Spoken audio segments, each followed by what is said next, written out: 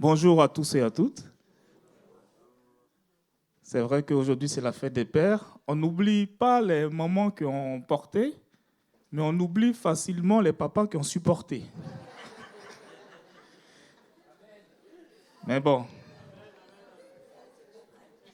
l'amour supporte tout. Aujourd'hui, nous allons continuer cette thématique qui concerne les valeurs de l'Église EMI. Pour ceux qui se rappellent, nous avons déjà abordé 5 valeurs: l'amour, la relation, la joie, la célébration et l'accueil, comme vous pouvez le voir. Donc l'amour prêché par David, accueil par Cindy, joie par Laurent, célébration par Sylvie et relationnel par Prince. Et là, nous sommes à la 6e et dernière valeur principale concernant cette thématique, qui est la générosité. Et comme définition de cette valeur, ce qui est ressorti, c'est la générosité pour l'Église EMI en tout cas, c'est l'expression du don libre et volontaire de ses biens, de son temps, de ses conseils avisés, de son implication dans une action bienfaisante sans rien attendre en retour. Et j'ai apporté une petite modification par rapport au temps de préparation que j'ai eu concernant cette valeur. C'est l'expression du don libre et volontaire de soi dans une action bienfaisante pour l'avancement du royaume de Dieu. Et nous allons lire ensemble le passage dans 2 Corinthiens, chapitre 8, au verset 1 à 9. C'est l'apôtre Paul qui, en écrivant depuis la Macédoine, espère que la nouvelle de la générosité encouragera les croyants de Corinthe, une générosité manifestée par les frères de l'église de Macédoine. Il dit: Frères, nous désirons que vous sachiez comment la grâce de Dieu s'est manifestée dans les églises de Macédoine. Les fidèles y ont été éprouvés par de sérieuses détresses, mais leur joie était si grande qu'ils se sont montrés extrêmement généreux, bien que très pauvres. J'en suis témoin. Ils ont donné selon leurs possibilités et même au-delà, et cela spontanément. Ils nous ont demandé avec beaucoup d'insistance la faveur de participer à l'envoi d'une aide aux croyants de Judée. Ils en ont fait plus que nous l'espérions. Ils se sont d'abord donnés au Seigneur et ensuite, par la volonté de Dieu, également à nous. C'est pourquoi nous avons prié Tite de mener à bonne fin chez vous cette œuvre généreuse comme il avait commencé. Vous êtes riches en tout: foi, don de la parole, connaissance, aide sans limite et amour que nous avons éveillé en vous. Par conséquent, nous désirons que vous vous montriez riches également dans cette œuvre généreuse. Ce n'est pas un ordre que je vous donne, mais en vous parlant du zèle des autres, je vous offre l'occasion de prouver la réalité de votre amour. Car vous connaissez la grâce que notre Seigneur Jésus-Christ, lui qui était riche, il s'est fait pauvre en votre faveur afin de vous enrichir par sa pauvreté. Amen. Donc c'était une collecte qui devait être organisée pour soutenir les pauvres, les chrétiens pauvres de l'église de Jérusalem. Et Paul a fait cette lettre-là à l'église de Corinthe pour les encourager à être généreux. Mais ce thème générosité, on l'entend partout, hein, à tel point qu'on peut se poser la question de savoir si c'est une appropriation uniquement chrétienne. Je me rappelle quand je suis arrivé en France, je voyais beaucoup d'émissions qui manifestaient de la générosité pour les personnes qui n'avaient pas de maison. On leur offrait des maisons, où on voyait des associations qui donnaient de la nourriture à ceux qui étaient dans le besoin. Moi, en tant qu'étudiant, je bénéficiais beaucoup de la banque alimentaire et c'était pas mal. Et je me dis, mais la générosité, ce n'est pas propre aux chrétiens. Parce que le monde, on voit aussi la générosité dans le monde. N'est-ce pas? Et je regarde la définition de la générosité. On dit c'est un geste de don envers un autre ou un tiers pouvant venir en aide à des personnes en situation de difficulté. C'est aussi la disposition de cœur qui conduit à donner ou à se donner, ainsi que l'acte ou les actes qui concrétisent cette disposition-là. Une personne est généreuse de cœur ou dans ses jugements si elle fait une large part à autrui. Bon, on peut voir cela aussi chez les non-chrétiens. Des personnes qui manifestent cette générosité. Je parlais d'associations, on voit aussi des particuliers qui se montrent extrêmement généreux. Et j'ai fait quelques recherches, notamment sur le site France Générosité. Ils ont même un site internet, France Générosité, où en 2019, il y a eu la générosité en France représentait 8,5 milliards d'euros. 8,5 milliards d'euros. Donc 5 milliards pour les particuliers, 3,5 milliards pour les entreprises. Bon, après, je ne connais pas forcément la disposition du cœur qui les amenait à donner. Je sais que la France est un pays où on impose le plus, où on taxe le plus. Est-ce que c'est une motivation? Je ne sais pas, mais les chiffres sont là. Et quand on voit la courbe depuis plusieurs années, la slide suivante, donc de 2012 à 2023, dans ces derniers temps, on parle beaucoup d'inflation, n'est-ce pas? Et on voit qu'en 2022 et en 2023, mais il y a eu plus de générosité qui s'est manifestée au niveau des particuliers hors libéralité. Ça m'a interpellé. Parce que libéralité, c'est quoi? C'est la disposition à donner généreusement. Donc, ça ne prend pas en compte ceux qui ont été disposés à donner généreusement. C'est dans quel but? En tant que chrétien, pour avoir le vrai sens de la générosité, on doit se référer à quoi? À quoi? Je n'ai pas compris. Il n'y a pas de mauvaise réponse. On doit se référer à la Bible, parce que c'est le commencement de toute chose. Donc, la générosité, selon la Bible, se fonde par le fait qu'elle se trouve aux sources même de notre être, de notre existence. Quand on lit Apocalypse, chapitre 4, verset 11, c'est écrit « Seigneur notre Dieu, tu es digne de recevoir la gloire, l'honneur et la puissance, car c'est toi qui as créé toutes choses. Elles sont venues à l'existence parce que tu l'as voulu. » Et quand vous lisez le premier chapitre de Genèse, nous voyons que la terre était informe et vide, et Dieu a tout créé. Mais il a tout créé pour qui? Pour accueillir qui? Pour accueillir l'homme. C'est comme, parce que j'ai vu ce matin quelques ventres arrondis, quand un bébé est attendu dans une famille, qu'est-ce qu'on fait? On prépare la chambre, on appelle ça le trousseau, là. J'ai un peu perdu le vocabulaire, comme ça fait longtemps. C'est ça? On fait quoi? La layette. Ah, ça, c'est la première fois que j'entends. C'est ça? Trousseau, layette. Mais on prépare tout pour que l'enfant vienne dans de bonnes conditions. Les parents déjà manifestent une générosité pour pouvoir accueillir l'enfant. Et Dieu, il avait déjà tout préparé. Toute la création a été préparée pour accueillir qui? Nous. Parce qu'il voulait faire de nous ses enfants. Ça, c'est la générosité pure, authentique. Donc Dieu, en démontrant cela, il nous montre par sa nature que c'est la source de la véritable générosité. Ce n'est pas le monde qui l'a inventé. Ça existait déjà à l'origine. Avant même que le monde soit, il avait déjà tout préparé d'avance. Donc la générosité émane de Dieu et il a créé les cieux et la terre. C'est vrai que dans ce monde, on est beaucoup tiré sur le matériel. Mais il y a un passage dans Genèse 2 qui m'a beaucoup interpellé. Genèse 2 à partir du verset 10 qui dit « Un fleuve sortait d'Éden pour arroser le jardin.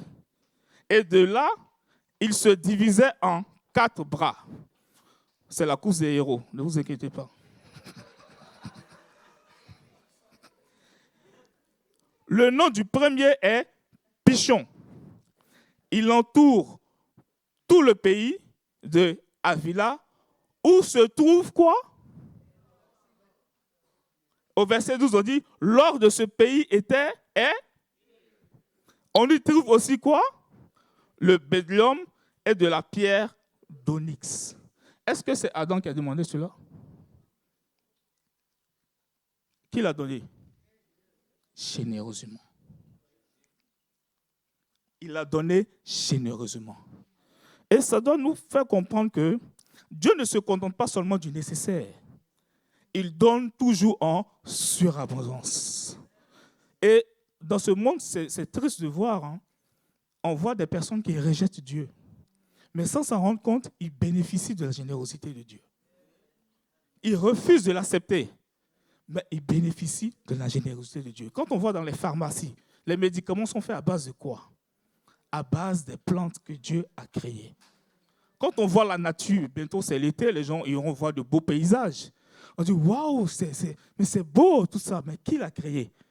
C'est Dieu qui l'a créé. C'est vrai qu'en ville, pourquoi on voit l'incrédulité grandir jour après jour? Parce que la brique commence à remplacer tout ce que Dieu a mis en place. Avant, les gens croyaient plus en Dieu parce que quand tu regardes même la nature même témoigne de l'existence d'un Dieu.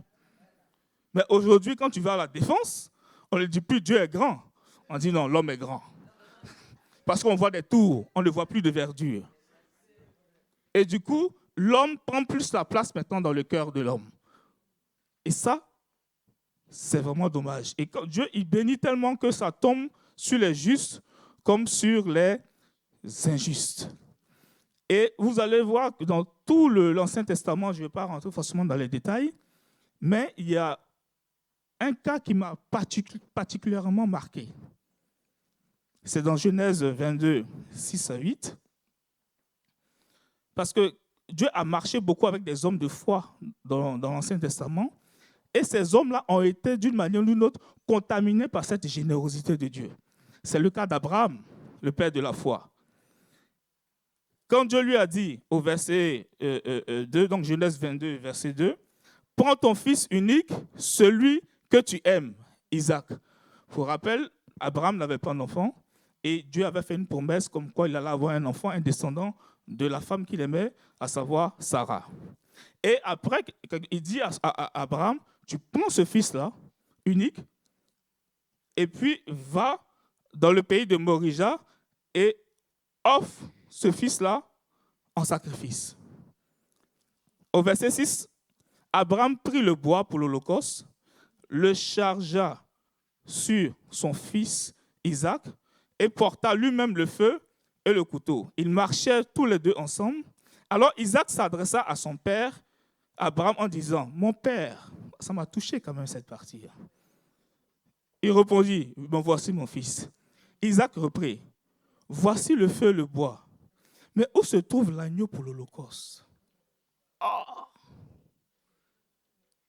Abraham répondit, « Mon fils, Dieu pourvoira lui-même à l'agneau pour l'Holocauste. » Mais en fait, c'est la sérénité d'Abraham qui m'a déstabilisé. Ton fils que tu as attendu, tu sais ce que tu vas faire de lui. Il te pose la question. Et tu dis, Dieu pourvoira. Mais il était dans une dimension, je vous dirai pourquoi. Parce que là, quand on lit le texte, on n'arrive pas à percevoir l'état d'esprit d'Abraham. Mais je vais vous donner par un verset sur l'état d'esprit à ce moment-là. Il va, et finalement, on connaît la suite où Dieu ne permet pas à ce qu'il sacrifie son fils. Mais Isaac aussi était dans quelle disposition? Parce que si moi j'étais à la place d'Isaac, je lui ai dit, mais papa, tu es méchant. C'est moi, tu vas tuer comme ça? Tu ne l'as même pas dit à maman? Mais il s'est laissé faire. Est-ce que Isaac s'est plaint? Est-ce que Isaac s'est plaint? Il s'est laissé faire. Comme un agneau. J'ai dit, mais non, moi, j'allais me débattre quand même. où j'allais crier, maman, on veut me tuer. Mais il s'est laissé faire. Mais quand il a dit Dieu pourvoira, c'est-à-dire qu'il connaissait tellement son Dieu. Il avait tellement confiance en son Dieu. Et dans quel état d'esprit il était? Hébreux 11, 19 nous dit, Abraham pensait que Dieu était capable même de le ressusciter des morts. Car c'est pourquoi il a retrouvé son fils par une sorte de résurrection. Et quand il a dit ça, il dit Dieu pourvoira lui-même, mais ça préfigurait de ce que Dieu lui-même allait faire pour l'humanité. Parce que qu'est-ce qui s'est passé avec Jésus? Dieu le Père a donné par amour. Parce qu'il est tellement riche, il a tellement cette richesse-là, mais il ne veut pas garder cette richesse-là pour lui. Il veut être généreux vis-à-vis de l'homme. Il veut que l'homme, sa créature, par excellence, puisse partager cette richesse-là. Il dit non, je vais moi-même me donner. Moi, Dieu le Père, je vais donner Dieu le Fils pour que, à travers ce don-là, je puisse être réconcilié avec l'homme et l'homme puisse être régénéré afin de redevenir mon enfant. C'est pour ça le titre de mon message, ça a pris long pour donner le titre. C'est pour ça que on a 2 heures maintenant. Le titre de mon message, c'est « Être régénéré pour être généreux ». Pour bénéficier de la générosité de Dieu, afin de pouvoir manifester cette générosité, il faudrait que nous-mêmes, on soit régénérés. Et c'est ce que Jésus a accompli. Parce que quand Dieu a donné, Jésus s'est donné. Dieu a donné par amour.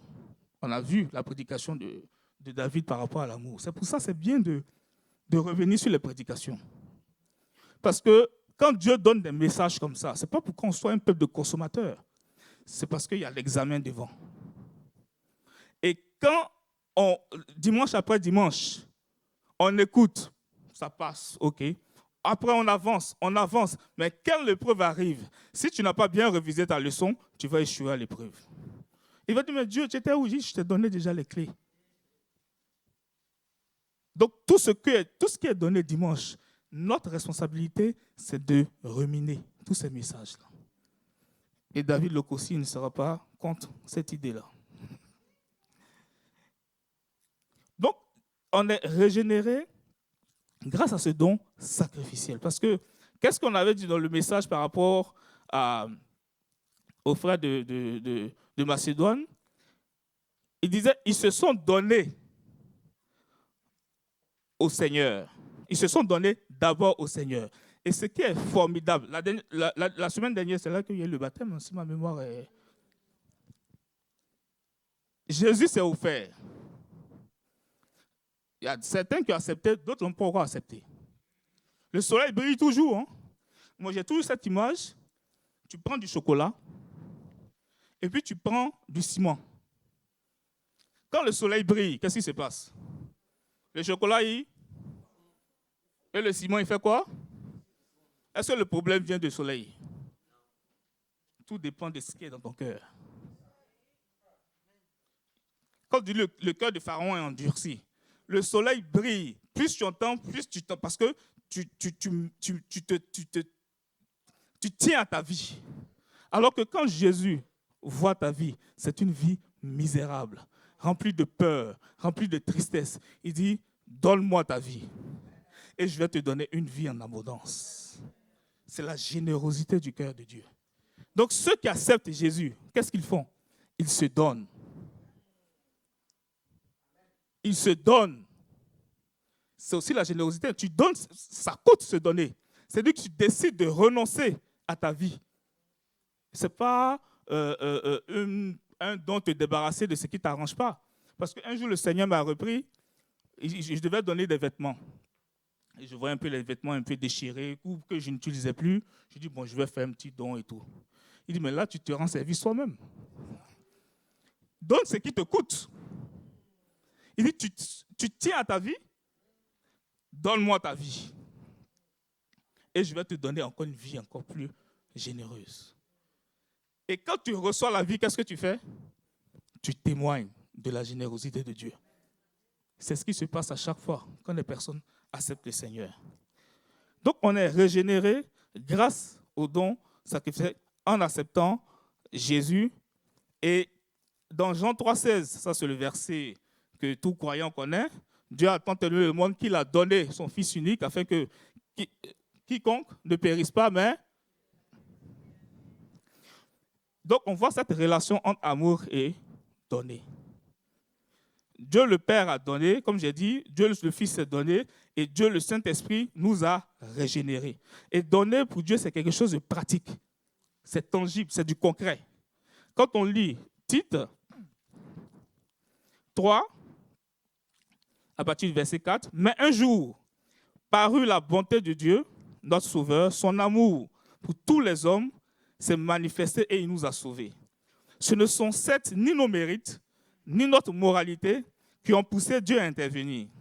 Il n'a pas regardé si nous avions accompli les œuvres exigées par ce qui est juste, mais s'inspirant de sa seule bonté, il nous a sauvés en nous faisant passer par le bain purificateur de la nouvelle naissance, c'est-à-dire en nous renouvelant par le Saint-Esprit. Et au verset 6 qui dit, « Cet esprit, il l'a répandu généreusement sur nous par Jésus-Christ, notre Sauveur. » Et le fait d'être régénéré, on se réconcilie avec le Père. Et quand tu deviens enfant de Dieu, tu accèdes à quoi? Tu accèdes à quoi? Ton Père, il a tout. Tu es son enfant. Tu accèdes à quoi? Mais tu accèdes à toute la richesse. C'est pour ça que j'ai dit, nous sommes co-héritiers. Et souvent, on met beaucoup l'argent devant. Mais cherchons à connaître les véritables richesses. L'argent, c'est juste des outils que le Seigneur met à notre disposition pour atteindre un but final. Mais la véritable richesse, elle se trouve ailleurs. On est enrichi par sa grâce. On ne parle pas d'argent ici ou de pièces de monnaie, mais on parle d'une richesse qui s'obtient par la foi à l'œuvre parfaite de Jésus-Christ. Et lorsque on est devenu enfant de Dieu, il faudrait qu'on se rappelle que on n'est plus dans le même royaume. Il y a eu un transfert il n'y a pas longtemps, un mercato là, mais là c'est le plus grand mercato de tous les mercatos. Tu quittes le monde pour le royaume de Dieu. Donc tu ne dois plus réfléchir. La richesse et la pauvreté n'ont plus le même sens comme le monde. Dans le monde, c'est avoir de l'argent ou ne pas avoir. Mais nous avons des personnes qui sont riches dans ce monde, mais pauvres à l'intérieur. Nous avons des milliardaires qui se suicident parce qu'ils ne peuvent pas acheter la paix. Ils ne peuvent pas acheter la joie. Mais Dieu nous a tout donné en Christ. Mais le problème, mes frères, mes sœurs, le problème est le suivant, c'est que on a été régénéré au niveau de notre esprit. Ça veut dire que quand on a accepté Jésus, on a été délivré de quoi? Du pouvoir de l'ennemi, n'est-ce pas? Mais est-ce qu'on a été délivré de la peur de l'ennemi? La croix, c'est pour qu'on soit délivré du pouvoir de l'ennemi. Comment on est délivré de la peur?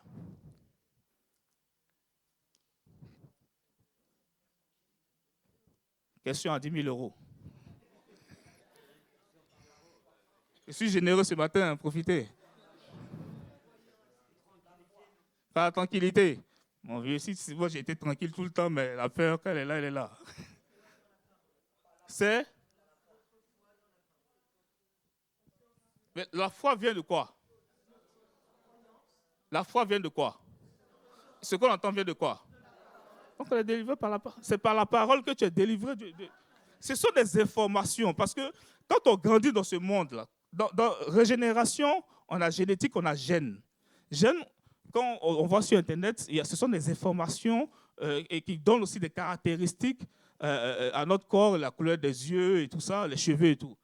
Mais n'oublions pas que vous allez prendre une personne qui a été prise en otage. Je donne une image trash. Hein. Elle a été prise en otage. Elle est délivrée. Mais elle peut toujours demeurer dans la peur d'être capturée de nouveau. Mais pour ça, elle a besoin d'informations de qualité pour la rassurer.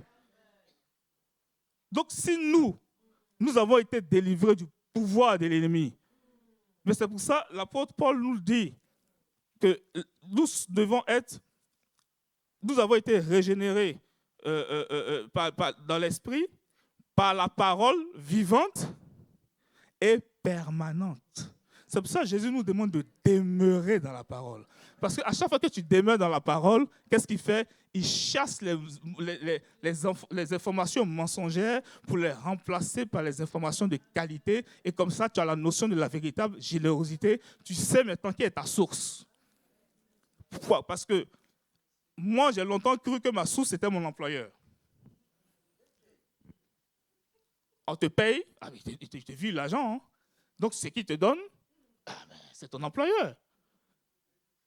Il y a eu un don ce matin par rapport à quelqu'un qui a signé et qui doit tout de suite quitter là-bas. Vous savez, on est aussi tenté. Il y a souvent ce besoin de manque. Et ça, c'est très subtil. Lorsque on grandit dans un contexte, ce n'est pas en un jour, parce qu'on a accepté Jésus, que tout va changer du jour au lendemain. On aime Jésus, mais il y a toujours les informations qui sont en nous. Et il faut la parole de Dieu pour laver tout ça. Pour renouveler les pensées mensongères par des informations de qualité. Amen. Et une fois qu'on est régénéré pour être riche en Jésus, qu'est-ce que nous sommes amenés à faire? On ne se fie plus sur nos 5 sens. Maintenant, on est riche. Qu'est-ce qu'il faut maintenant? Exprimer cette générosité. Tu as reçu. Qu'est-ce que le Seigneur attend de toi? Pas que tu sois un réservoir. Il dit, il y a plus de joie. Car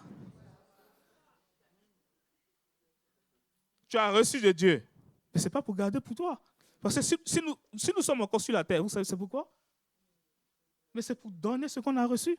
Sinon, dès que tu es né de nouveau, paf, tu pars chez papa. Il dit non, il y a encore un travail.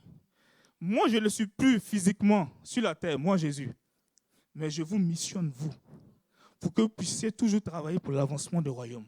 C'est ce qu'il a dit à ses disciples, qui se sont montrés généreux. Ils ont même, au prix même de leur vie, ils étaient prêts même à mourir pour partager cette bonne nouvelle, parce qu'ils ont vu en cela l'objectif essentiel de leur vie. Mais il faut reconnaître que nous, dans la société dans laquelle on vit, souvent on peut venir à des réunions de prière, prier pour des choses qui vont disparaître, pour des choses qui n'ont vraiment pas de sens. Moi, j'ai vraiment compris ça quand j'ai enterré mon père. Tout ce qu'il avait comme bien, il ne l'a pas encore payé dans le cercueil. Il est parti avec quelle richesse? Il est parti avec quelle richesse? Souvent, nous travaillons pour laisser aussi des fortunes à nos enfants. Ce n'est pas mauvais. Mais la véritable richesse, là, c'est la foi. Il le dit au verset 8, dans 2 Corinthiens, il dit, vous êtes riches en tout, la foi, don de la parole, connaissance, zèle sans limite et amour. Quand tu laisses là, dans le cœur de ton enfant, les choses de ce monde-là vont l'accompagner. Parce que Dieu, Salomon, il a demandé quoi à Dieu? Dieu lui a donné seulement la sagesse. Dieu sait qu'on a besoin d'argent dans ce monde. Il sait qu'on a besoin de travailler. Il est conscient mieux que nous-mêmes. Mais il regarde d'abord notre cœur. Donc, quand il nous rend riches, il veut que nous puissions donner ce qu'on a reçu, mais avec de bonnes motivations. Parce que, tu peux me donner ton portable, s'il te plaît, j'ai fait un peu de... Quand tu reçois l'amour de Dieu, tu donnes.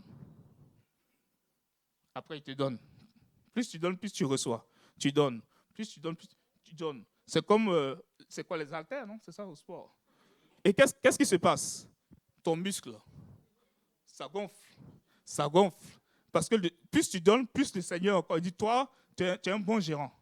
Parce que tu aimes bien distribuer ce que je te donne. Tu donnes, tu reçois, tu donnes, tu reçois, tu donnes. Mais quand il y a une petite frustration, et tu ne veux plus donner. Quand il y a la générosité, il y a forcément l'amour. Mais quand tu ne donnes plus, l'amour commence à être impacté. Parce que tu attendais quelque chose en retour. Non, tu ne fais pas ça pour les hommes. Tu fais ça parce que ton Seigneur te demande de faire. Et c'est pour ça qu'on a besoin d'être renouvelé, transformé par le renouvellement de l'intelligence. Parce que les frustrations, on aura toujours. Tu as appelé à donner généreusement, tu dois le faire. Parce que plus tu donnes, c'est ton compte bancaire céleste qui est crédité. Il y a des experts comptables ici. Plus tu donnes, il y a ce passage, j'ai noté même un verset dans Luc 6, 36. Voilà. Donnez aux autres et Dieu vous donnera. On versera dans la grande poche de votre vêtement une bonne mesure, bien serrée et bien secouée, débordante. Dieu mesurera ses dons envers vous avec la mesure même que vous employez pour les autres. C'est la promesse de Dieu. Plus tu donnes, plus tu reçois. Mais quand tu donnes, en fait, on ne peut pas tromper le Seigneur. Il regarde la motivation. Ce matin, dans un nom, quelqu'un a parlé de... Merci. Quelqu'un a parlé de la veuve. La veuve qui avait donné les 2 pièces dans le tronc. Et ça, c'est vraiment un exemple de générosité. Vous savez que les veuves, c'était difficile pour elles, après le départ de leur mari, d'être accompagnées, de subvenir à leurs besoins. Et il y avait des personnes qui avaient donné beaucoup d'argent. Mais dans ce passage, il n'est pas dit Jésus de regarder combien il donne. Il dit regardez comment il donnait. Et quand ils ont donné ces 2 pièces, quand a donné ces 2 pièces, ça a interpellé le cœur de Jésus. Et il a appelé ses disciples pour leur enseigner la véritable générosité. Il dit, vous voyez cette femme-là, il lui restait que ces 2 pièces. C'est toute sa vie qu'elle a donnée. À travers ces 2 pièces, c'est toute sa vie qu'elle a donnée. Mais quand tu viens donner, peut-être pour conserver même ton poste ou pour conserver ton travail, tu dis, ah Seigneur, si je ne donne pas ma dîme, peut-être que je vais perdre mon travail. Tu peux donner par peur. Ah, mais il y a des prières comme ça, hein, où tu donnes pour que tes enfants soient vraiment bien protégés. Non. On a vu le cas avec Job. Ce n'est pas ça la motivation. Mais quand tu donnes, tu dis, Seigneur, je veux participer à ton œuvre. C'est toi, ce n'est plus moi qui vis, c'est toi qui vis en moi et je veux donner comme tu le donnes. Si tu donnes pour montrer à tout le monde que tu donnes, il faut te poser des questions. Donc Dieu, il ne manque pas d'argent. Dieu ne manque pas d'argent. Je pense que souvent on se dit, Dieu a besoin de notre argent. Non, il ne manque pas d'argent. Il a créé l'or même avec que même l'homme soit créé. Et c'est lui qui a créé toutes les richesses, le pétrole, qui les a créées. C'est lui qui les a créées. Mais il veut regarder, il veut nous apprendre quelque chose, une générosité qui vient de lui. Et nous devons avoir cela en conscience et dire, ah Seigneur, je me suis engagé avec toi. Est-ce que tout ce que tu as mis à ma disposition, c'est un don aussi qui a été partagé, je crois, ce matin. Tout ce que tu as mis à ma disposition, est-ce que cela concourt à l'avancement du royaume? Est-ce que cela concourt à la gloire de ton nom? C'est ça la véritable générosité. Parce que si ça c'est respecté, si on cherche le royaume des cieux, en premier sa justice, ils disent les choses de ce monde-là, je vais vous les donner. Dans Luc 4, 36, quand Jésus était tenté par Satan, Satan lui a montré en une fraction de seconde toutes les richesses du monde, non? Les royaumes. Est-ce que Jésus était dans un sentiment de manque? Non. Parce que quand tu es dans un sentiment de manque, je vous dis quelque chose, tu es tenté. Moi, j'ai vécu ça il y a quelques années. Souvent, tu es là et puis tu te promènes un peu sur les sites, ces discounts et tout ça. Ah oui, ça, j'ai besoin de ça. Ah oui, ça, j'ai besoin de ça. Donc, tu fais les 3 fois sans frais, les 4 fois sans frais, les 10 fois sans frais. Et quand ton relevé de compte sort, tu te demandes si c'est un relevé de compte ou si c'est une table de multiplication. Mais quand il s'agit de donner pour Dieu, ah ouais, non, mais ouais, à l'église, ils exagèrent. Ah ouais, non, ils exagèrent. Mais regarde ton relevé de compte. Tu vas voir les détournements que l'ennemi fait avec ce que tu as reçu. Le monde, l'ennemi avance. La Bible nous dit que c'était un voleur. Certains voleurs, ils viennent subtilement. Ils viennent, ils dérobent. Tout ce que tu as reçu de Dieu. Si tu n'es pas un bon gérant, ça va dans une mauvaise direction et ce n'est pas le royaume qui avance. Et quand Dieu te regarde, il dit, bon, lui, je ne peux pas compter sur lui. Je vais regarder quelqu'un d'autre. À qui je vais donner. Et quand tu vois que tu n'as plus, tu viens aux réunions de prière. Ah, Seigneur, vraiment, tu pries 34 heures. Oh, Seigneur, vraiment, donne-moi. Parce que ta motivation, c'est peut-être le travail. Ta motivation, c'est peut-être l'enfant, ton enfant. Tu peux prier pour avoir un enfant. Ah, Seigneur, vraiment, donne-moi un enfant. Mais quand l'enfant vient au monde, il devient le bébé roi. Tu oublies Dieu, tu ne viens plus à l'église. Tu peux pour avoir un travail. Quand le travail vient, tu ne viens plus à l'église. Tu coches exaucé et tu restes chez toi. Non. Non. Et quand il a une fièvre, ton enfant a une fièvre, tu dis, ah oui, mais c'est quand la matinale déjà? Ah oui, mais MDP là, c'est quand? Ah oui, mais l'intercession, une fois que j'appelle les sœurs de l'intercession, non. Mais je remercie vraiment les services de prière.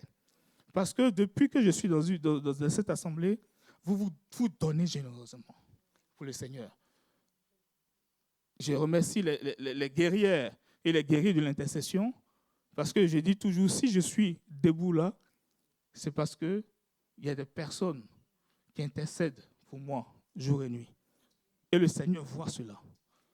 À la matinale, ça permet aux personnes de donner les prémices de leur temps. Dieu est sensible aux prémices. Hein. Tu te lèves le matin et dis, Seigneur, mes premières heures, là, je te consacre cela. Il dit, waouh. Tu pouvais dormir un peu ou bien aller sur les réseaux sociaux, mais tu me donnes ce temps-là. Au MDP, quand on prie pour les différents sujets, est-ce que vous êtes payé pour ça?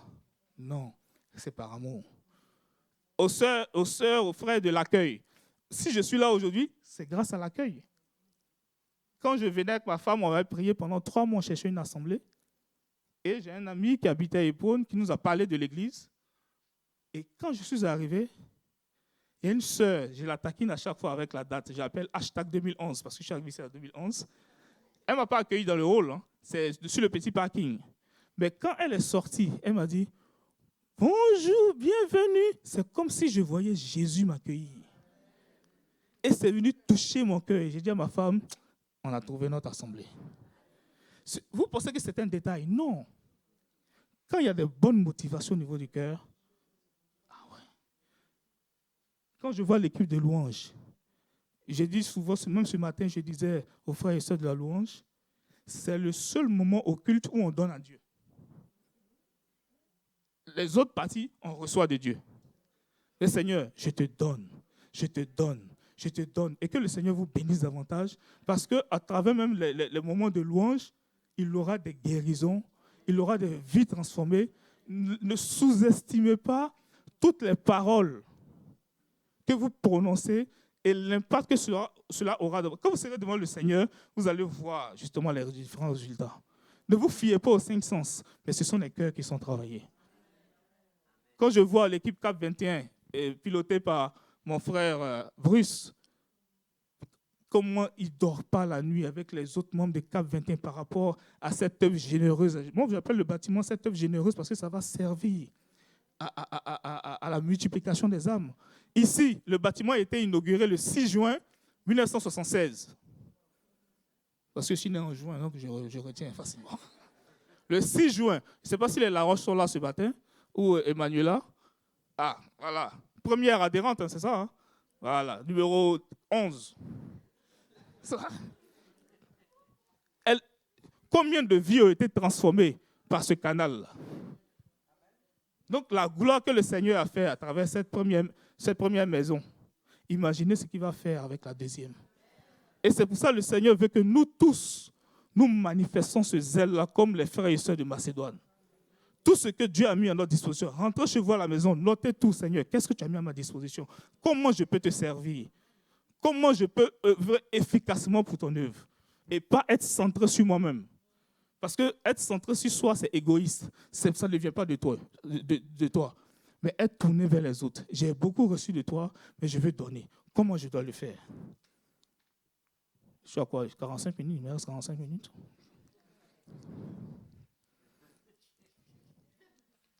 Parce que nous devons le faire. Pourquoi? Parce que le Père lui-même est généreux. Et il attend de nous à ce que nous puissions investis dans des actions bienfaisantes. Ce n'est pas des actions humanitaires comme le monde, mais ce sont des actions qui transforment des vies. Ce sont des actions. Ne faisons pas les choses comme le monde. Montrons au monde comment on fait les choses. Parce que dans la générosité, le Seigneur veut nous mettre à la première position. Quand il dit vous ne serez pas à la queue, mais vous serez à la tête, vous allez montrer au monde ce que c'est que la véritable générosité. Parce que la création attend avec un ardent désir la révélation. Donc la générosité va commencer par nous. C'est pour ça, pour tout ce qui concerne le projet de Dieu, il regarde d'abord ses enfants. Là, Paul s'adresse à qui? Il s'adresse aux chrétiens de Corinthe. Il dit, soyez généreux, comme l'église de Macédoine. Ils n'étaient pas riches, ils étaient très pauvres, mais ils ont donné au-delà, parce qu'il y avait quelque chose qui bouillonnait dans leur cœur. C'est la passion pour l'avancement de l'œuvre du Seigneur. Après l'argent, ça va suivre. Mais il faudrait que ça reste simplement un simple serviteur. Et ça, c'est subtil. Rappelez-vous du jeune riche. Hein. Qu'est-ce qu'il a dit à Jésus? Vous vous rappelez? Qu'est-ce qu'il a dit à Jésus? L'homme riche.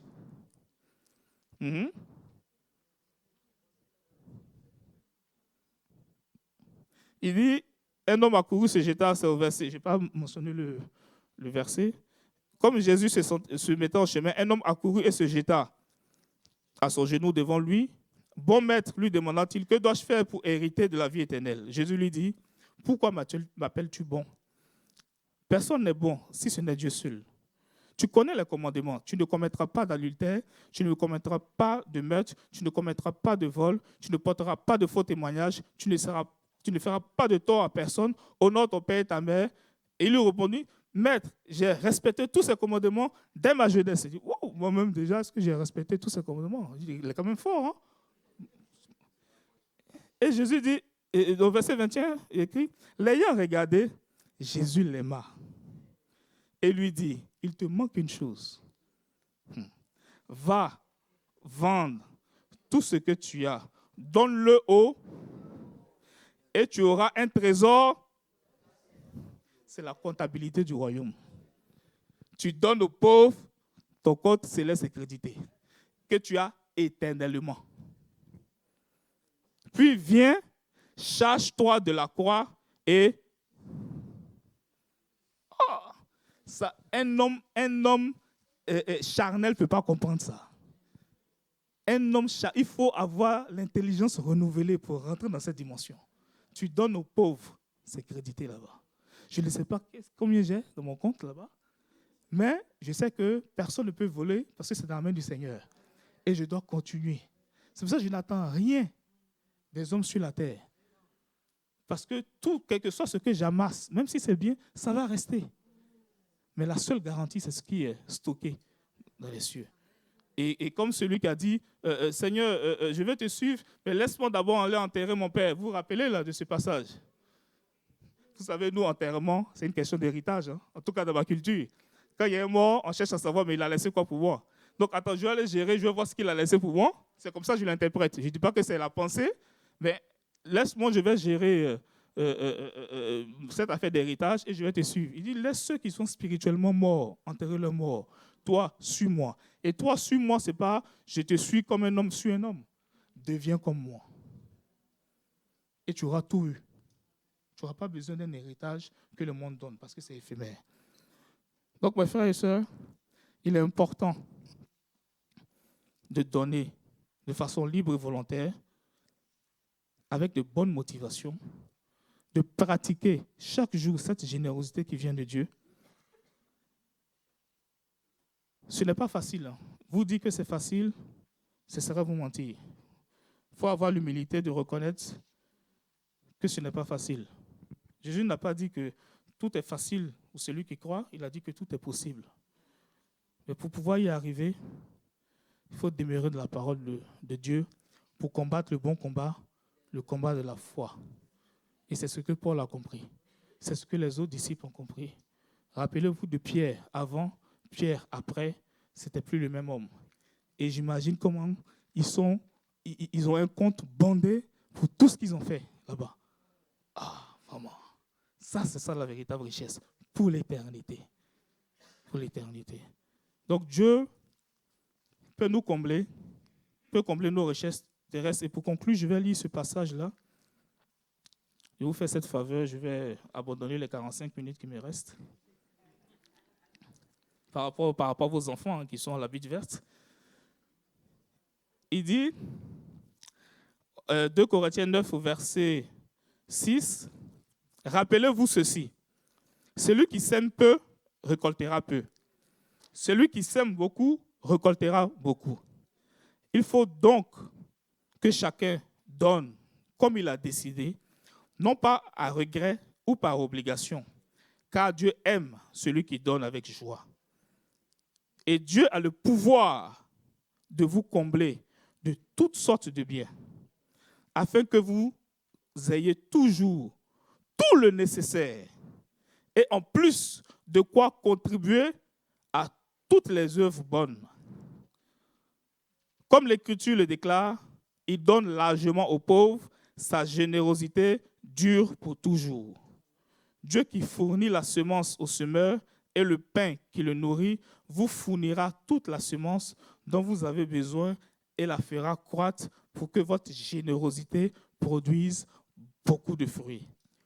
Il vous rendra suffisamment riche en tout temps pour que vous puissiez sans cesse vous montrer généreux. Ainsi,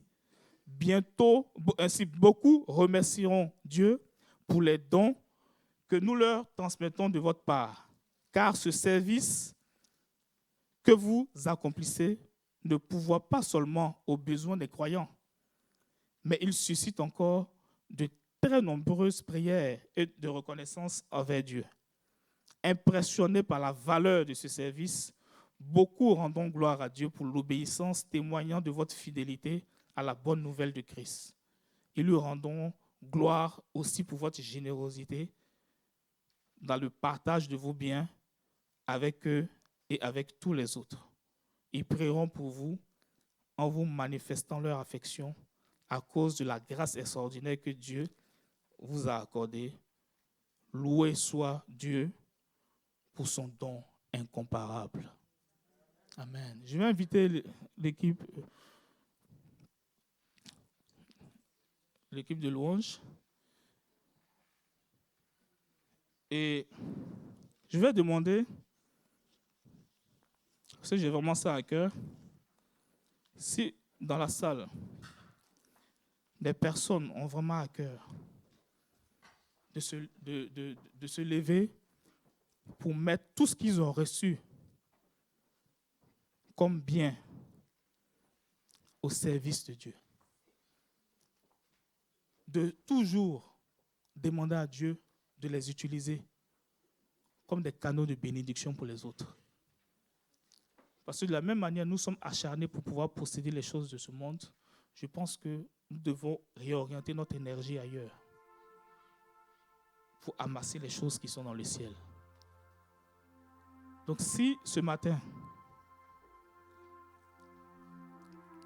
tu veux vraiment entrer dans cette dimension de générosité, aller encore plus loin pour faire comme Christ l'a fait. Éphésiens 5 dit, si vous êtes des enfants de Dieu, mais faites comme votre Père. Imitez votre Père. Si tu veux rentrer dans cette dimension, si tu as vraiment ce désir, je ne dis pas que tu vas le faire du jour au lendemain, mais tu désires vraiment le faire. Parce que tu as compris ce que c'est que la véritable générosité. Je vais te demander de te lever. De te lever simplement.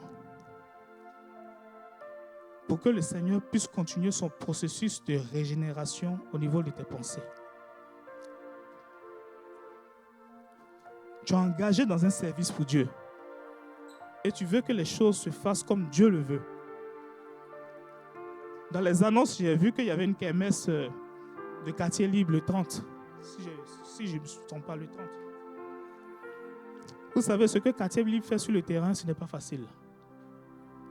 Mais nous prions pour que il puisse être dans une dimension extraordinaire, de telle sorte à ce que les enfants, les familles qu'il côtoie puissent voir la générosité de Dieu au travers de leurs actes. Dieu t'a confié un service, que ce soit en tant que mère de famille, en tant que père de famille, au travail. Il veut te rappeler que tout ce qu'il a donné, c'est pour que tu puisses l'utiliser, pour que d'autres personnes puissent expérimenter aussi sa générosité comme tu l'as expérimenté.